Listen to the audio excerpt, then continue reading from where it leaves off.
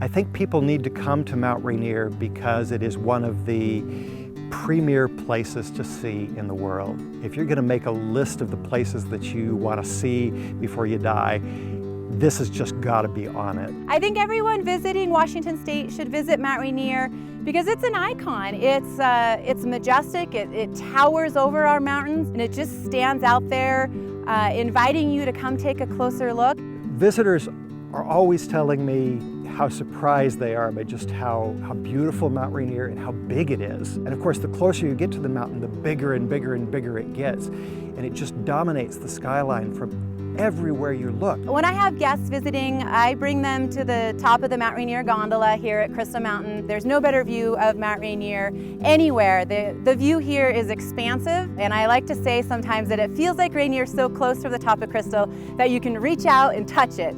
And then I like to follow that up with lunch at the Summit House.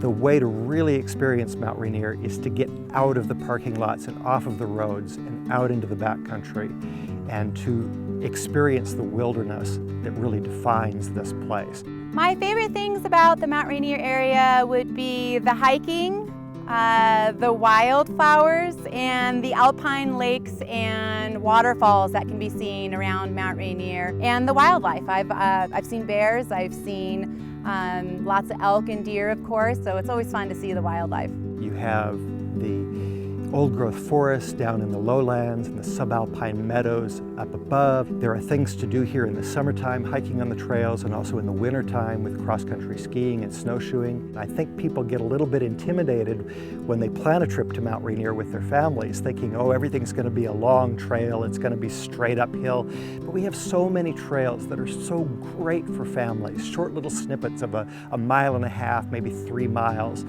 And kids are troopers when it comes to trails. The kids also really enjoy seeing all the chipmunks and squirrels that can be found around the ridgelines up here. And we do have some family-friendly hikes here, and then there's some great family-friendly hikes inside the national park and around Sunrise Visitor Center as well. What I love about the communities around Mount Rainier is how much character they have.